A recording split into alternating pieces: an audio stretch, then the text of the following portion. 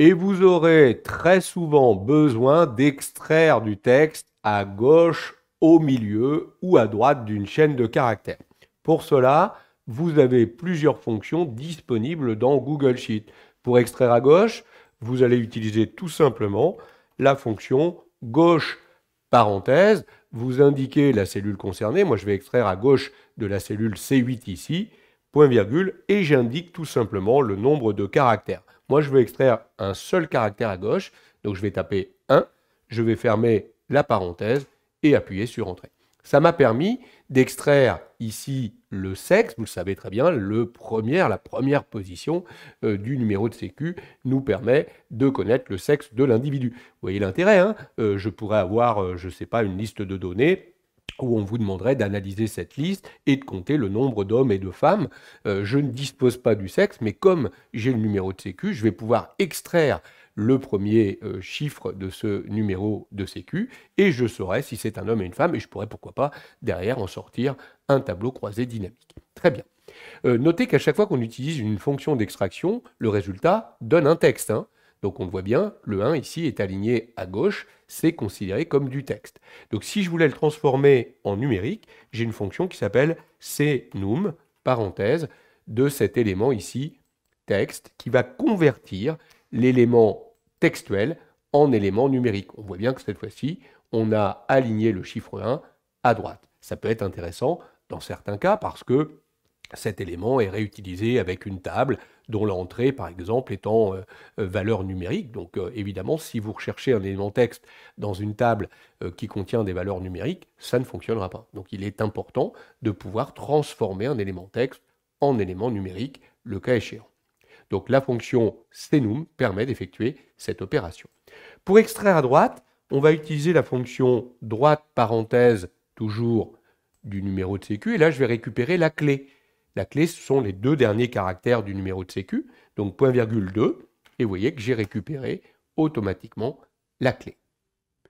Je pourrais demander une extraction à l'intérieur de la chaîne, par exemple, on va demander de récupérer le code de commune. Alors il est en 1, 2, 3, 4, 5, 6, 7, à partir de la 8e position, vous voyez. Là, on a le département, et ici, on retrouve le code commune sur 3 caractères.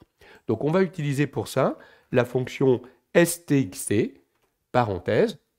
On va indiquer, toujours pareil, la cellule concernée, c'est 8, point virgule, la position de départ, 8, et le nombre, point virgule, de caractères que l'on souhaite, en l'occurrence 3 caractères à partir de la 8e position.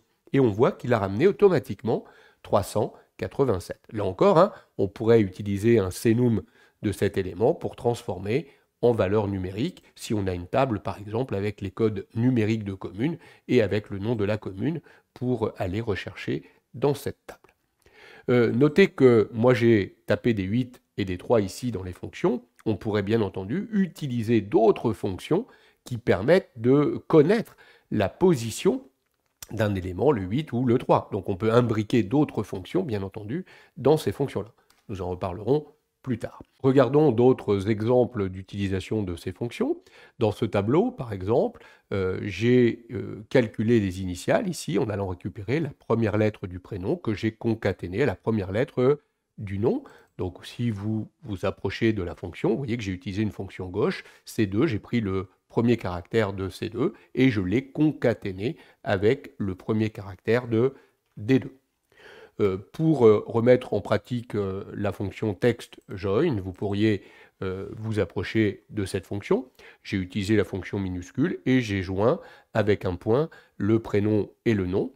Derrière, j'ai reconcaténé avec l'arrobase et réutilisé le textJoin pour ramener avec le point le nom de l'entreprise suivi du point .fr. Donc là, c'est plus la mise en pratique de cette fonction textJoin.